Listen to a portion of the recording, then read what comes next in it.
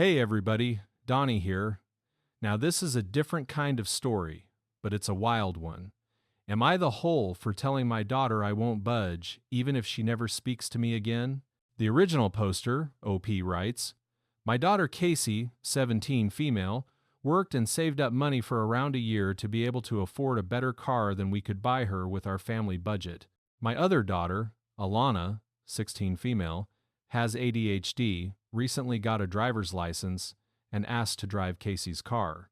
Casey allowed it, but Alana ended up having a bad accident around 6 months ago, which basically rendered the car unusable.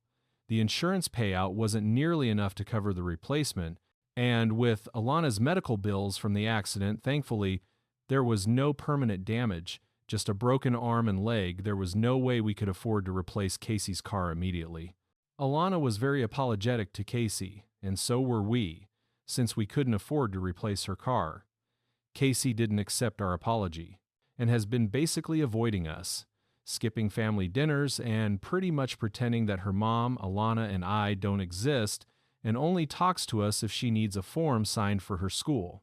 I begged her to come to a family therapy session, and she eventually relented, but with a condition that Alana wouldn't be present in the therapy session.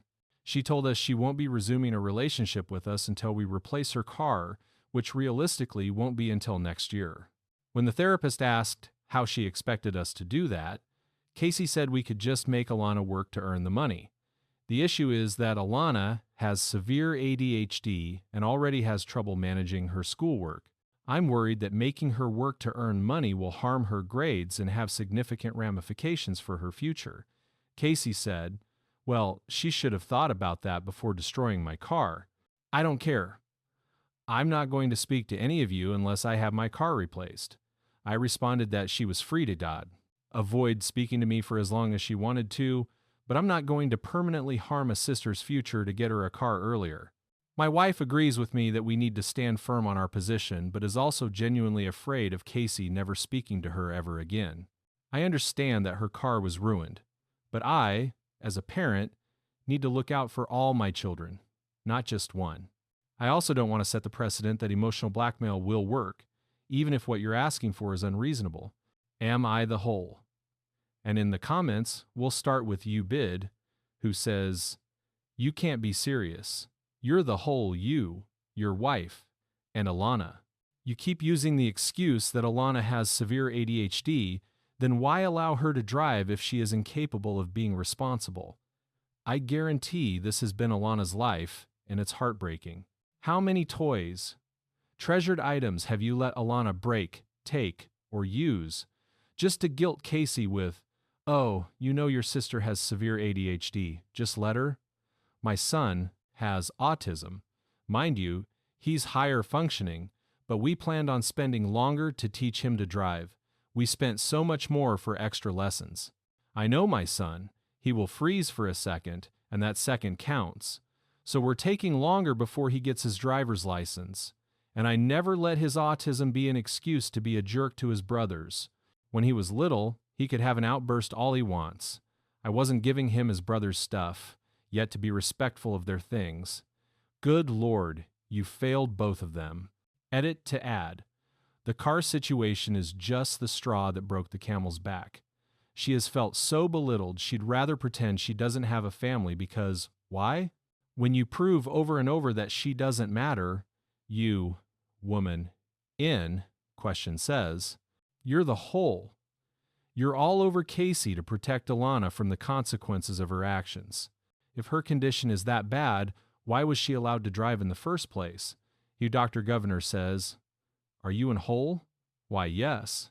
Yes, you are. If it wasn't your elder daughter's car that Alana borrowed and wrecked, but a neighbor or friend's, you'd be bending over backwards to make the debt good. So why make Casey suffer? She did a good thing, lend her car, and in your reply, you're denying her her property and transport until sometime next year. If you can't get your 6-year-old a job, and God knows how she'd support herself after school, then you and your wife should do overtime, take a loan, or sell stuff until Casey's loss is made good. No doubt in my mind who's the golden child here, and it ain't Casey. Alana was very apologetic to Casey, all well and good, But that doesn't help when Casey has to take the bus everywhere or rely on friends or lifts. I don't know how you can even ask if you're in a hole. And not just you either. Both your wife and Alana, too. You three-wheeler of doom says, "You're the hole." Casey saved for an entire year in order to buy that car. Alana destroyed it, and somehow I think Casey is in the wrong for demanding that Alana takes responsibility for her actions. You are only looking out for one child, and that's Alana. Why don't you give Casey the money she needs to replace her car and let Alana repay you? Alana managed to get a driving license. She could manage to work a part-time job. If Casey leaves home and goes no contact with you and your wife, you only have yourselves to blame. So then, the wife came in with her post, and obviously it wasn't a response. It was a separate post. It said, "I, 39, female, and my husband, 43, male, have 2 daughters, 16, who we'll call Alana, and one 7, who we'll call Casey. Casey has held down a steady job for over a year now and was able to get herself a car. Now, she got this car right as Alana passed her own driver's test, so there was a little issue between who was going to be driving. After a little persuasion, Casey did allow Alana to use the car so long as somebody else paid for gas. We told her that wasn't going to cut it. Alana doesn't have money for that, and it's her car, her responsibility. Keep gas in it and keep it on the road. Here's where it gets difficult. Alana wrecked it about a month ago. Luckily, she was fine aside from a broken wrist and a mild concussion. But Casey was fuming the entire time and seemed to have this expectation that we would be replacing her car. Her and my husband got into it, and she threw her arms up like a child and just stopped speaking to us. We coaxed her into going to family therapy with us, though it wasn't productive, and she and the therapist agreed that it'd be best to maintain the reduced contact until she's paid back. Here's the problem. That car was $15,000. She saved up every penny for a year for that car. She asked us about twice a week if we changed our mind, and obviously the answer was no, but that was the only thing she'd say to us. It didn't seem to bother my husband, and he kept saying that she'll get over it until last week. She packed some things and had my mother come and get her. She's been staying at her grandmother's for a little over a week now, and she gave me a good earful. Whatever Casey told her worked, because earlier today, my husband and I were informed we had 30 days to replace the car in full, or she was taking us to court. I think my husband is admirable in wanting to stand his ground, but the way I'm looking at it, we have 2 options, and I'm sick of my daughter not talking to me. Because of that, it's not my fault. Alana has been a wreck. She's already battling severe ADHD, and now she's shaken at the thought of having to appear in court. So I sat them both down and said we have 2 options. We can suck it up, pay $15,000, and have our daughter and sister back, and Alana will just have to buck up and work. Or we can let my dad sue my husband and I on Casey's behalf and almost certainly lose.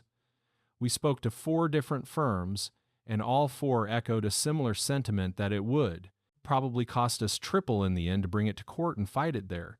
So that's when I told my husband that I'm not going $30,000 further into debt for him to hold the pettiest grudge. He's saying that I'm being manipulative by holding this whole situation over his and Alana's heads. I'm not saying it's not part my fault.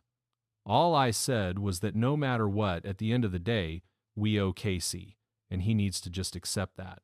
We can afford $15,000 to replace the car, but if we have to dish out double that just to lose anyway, I'm divorcing him before he makes that mistake. In either case, I'm not done supporting both my daughters. We've tried reasoning with Casey, and it has resulted in nothing. We lost this one. Am I the hole for trying to get my husband to accept it? I feel I may be, just for how long I was being a passenger, no pun intended, in the situation and for threatening my husband with divorce. I don't think we did anything that wrong, but I'm willing to admit that we made some mistakes, and we have to make up for it somehow. Someone said to the wife in the situation, "You need to get Alana to pay Casey back for damaging her car." OP, the wife says, "What is she supposed to do? Magically come up with thousands of dollars to pay my oldest back? It's not a matter of not wanting to hold people accountable. It simply is not realistic." I also want to state on record, I was very against Casey getting a car that nice as her first. She never listened. Insurance would have likely paid for some if she would have just put her sister as an approved driver on the plan. It would not have been difficult. But no, it's not Alana's fault that she has ADHD. It's not like she wrecked on purpose. A commenter says, Casey saved up $15K and didn't pay the $300 a month to get insurance? Nope. Sounds like Alana wrote this and doesn't know how insurance works. Alana, pay for the gas if you drive the car.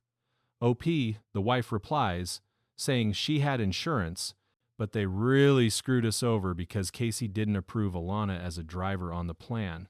That was a big determining factor in us deciding to hold firm. If Alana would have been approved on the plan, we would have covered the remainder of what the insurance was offering. But this is the result of Casey's decision. Hence, I agreed with my husband that it's fully her responsibility. I just didn't expect it to blow up out of nowhere like this, and I especially didn't expect my parents to be enabling this behavior. What's in her best interest might suck now, but she'll learn from it in the future.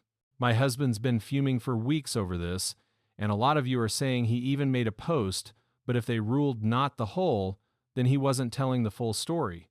Alana broke an arm in that wreck, and all Casey has cared about the past month is the car, as the genesis behind the family therapy. And I'm very concerned that so many people are supporting her entitled behavior. Then the OP, the wife, starts blaming her parents for enabling Casey into suing OP and her husband, saying, I'm not absolving them of blame either. The ones enabling Casey in all of this, are you forgetting that it's my mom and dad suing on her behalf? You're nuts if you think they won't be hearing from me. Results be damned. I've been getting angry telephone calls for a week over this storm. Somebody has to answer for that. Even her uncles are on her side in this, and the in-laws haven't said a word. I don't know what's happening on that side. Oh, and on what she and her husband do for Casey, she said, we feed her, we clothe her, we're going to send her to college. She had a place to park that car because of us. And oh, by the way, my husband got under there and fixed a tie rod about a month after she got it. For all of you saying about how awful he is, he's not. He loves Casey. We both do. But I didn't see her put in that car up in the air to redo the brakes and fix the AC when she hit a deer. That was all her father. I figured that allowing her sister to also drive the car was more than a fair ask for all he did, and there's a big reason why I supported him. I just hate that I apparently can't support him and love my daughters. If that's the resolution you all want, forget it. Casey is going to take this to court, and then when she loses, she's going to throw another fit. That's better than dishing out $15K for a car we're not even going to drive. It's not lost on me that we owe her. We just don't owe her that much. She'll come around when she realizes how the world works. And sometime later, OP, the wife, comes in with an update, which came from the life side. It's been a few weeks since I last updated, and I want to start out by addressing a few things that opened my eyes a little bit in regards to the situation. The first thing being my husband's post, which came well before my own. He and I fought over that. I truthfully didn't love that he used real names. However, when I found out he posted, for the sake of transparency, I used real names as well. But with that being said, I went through with the difficult decision to serve him divorce papers. To really abbreviate things, I went to therapy, as lots of you suggested, and I was assessed with a diagnosis for an obsessive-compulsive disorder in my second session. And in my third session, we discussed the whole car situation, and my personal therapist explained it to me in a way that made it hard to not feel awful for Casey. The discussion we had covered quite a lot, but the common denominator in everything that's been going wrong has, in large part, been my husband. He's the reason Casey shared a car, he's the reason Alana got hurt driving on her own, and he's the reason we're set for court in barely a week and still didn't have an attorney. And me? I don't know what I've been doing, but it hasn't been being a mother, if I'm honest. One of you asked me straight up why I was being a passenger, and I just don't have a good answer. I let my parents know about the divorce, and they were a little concerned. But what I didn't expect was for Casey to reach out. The last time we talked was mostly her and my husband butting heads. I really thought she was about to turn me on a spit, but I've never heard her cry like that, at least not since she was much younger. I make a little bit more than my husband, but finding an apartment was brutal, especially with Alana wanting to come with me. I don't think I was clear enough about how badly I want to pay Casey back before, but I do. Most of my money is in joint savings, though, so there isn't much I can afford, but my husband wasn't going to back down. I won't lie, I was selfish. I begged Casey to drop my name from this suit. I told her I would pay what I could afford to write this second, which wasn't much in comparison, and she told me it wasn't so much the car or the value on its own she wanted back, it was the security, to have something of her own. And she listed off probably dozens of instances where Alana got her first pick over her, and it was very hard to refute. She told me that losing that much money sucked, which I fully understand, but the bigger loss to her was that her first big girl purchase, which a lot of friends and family were excited about, was now going to be remembered as a family-ending disaster. She told me that she knows I can't replace that. We agreed to breakfast next week in joint therapy, us two, and her only condition was that I don't try, at any point, to save him from the suit, which I agreed to. Alana came to me even before my last post, saying that she only drove so far because my now ex-husband pressured her into picking up the grocery order early for something he wanted to make. This also changed my perspective. I was under the impression that she was doing her own thing, but even my husband owned up to that, which ground my gears. But I put it together. A. Legal driver, in an expensive car, not insured, and under pressure Alana drove. But I've come to realize that my ex-husband seems to have a tendency to like to pressure people. He pressured me a lot, too. He probably pressured Casey into letting Alana drive at all, which brings me back to her. And we finished our talk with better terms. I owe so much more than breakfast out, but I'm just beyond grateful she's even willing to look at me. I've seen a lot of bold assumptions that I hate Casey and that I vastly favor Alana, but I only feel the second part was ever accurate. I've never hated my own daughter. I was frustrated with her over something I've come to realize wasn't her fault. As of now, I'm just adjusting to a much quieter place and to my phone buzzing nonstop. I've only been moved out for 5 days, and Alana has seemed so much less anxious, to me at least. It's odd because my place now isn't anywhere near what the house is, but I think last night was probably the first time. I've slept 8 hours since high school. Today was productive. And for Casey, I'll admit it. I hope she wins.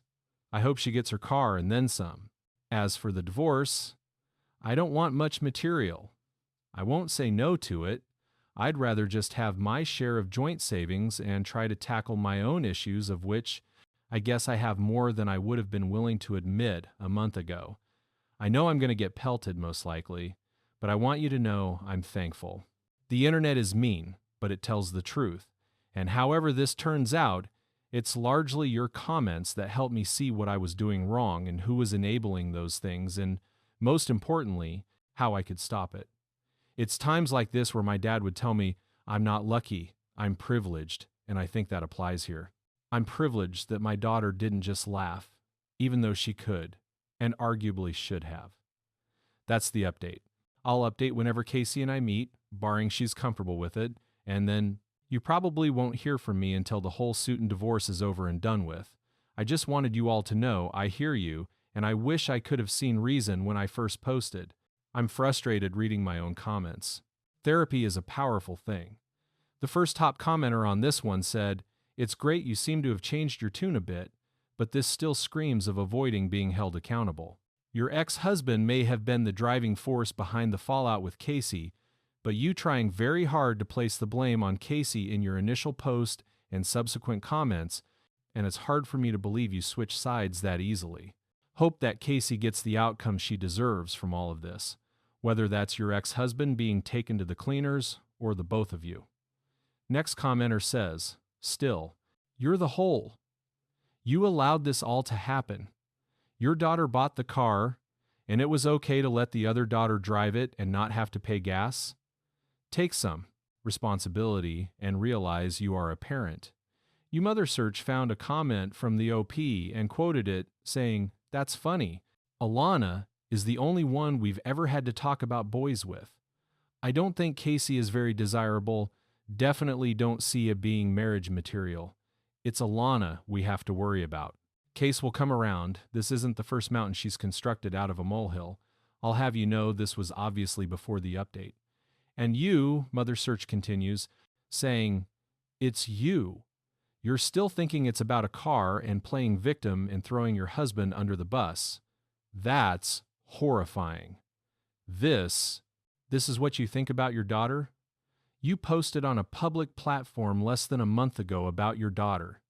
You haven't changed. You aren't remorseful. You have turned this whole thing around and made it about you and playing victim. You're a sociopath. And you successful role says, it's great you're changing your tune a bit, but you still need to change your accountability. You let those things happen. You said horrible things about Casey in order to lift up Alana, your husband, and yourself. You weren't pressured into that. You made a post and made terrible comments about your daughter. From what your daughter said to you, you made that choice for years. You cannot put it all on your husband pressuring you. You made choices. You acted on your own at times. Own up to it, and not to us, to Casey. The internet wasn't mean. We heard your point of view. Your continued defense of Alana, your husband, and yourself, and your tearing down of Casey. We stood up for your daughter. We were doing her a kindness you would not. If that's what you consider mean because we showed you who you are, then you have a lot more therapy to go. I don't think you need to show Casey this post. She's been through enough, but you should show your therapist your comments on this post. And I gotta say, I felt very much like those comments. The swift turnaround after some of the comments that was put on there, it just didn't come across as very believable. I mean, I really hope that she has had this massive turnaround because that would be for the best, right? But it doesn't feel like that would be the case. What would be really interesting, I know we're not going to get it, so I'm like just teasing myself here, is to get the wife's parents' point of view on this and what they've seen.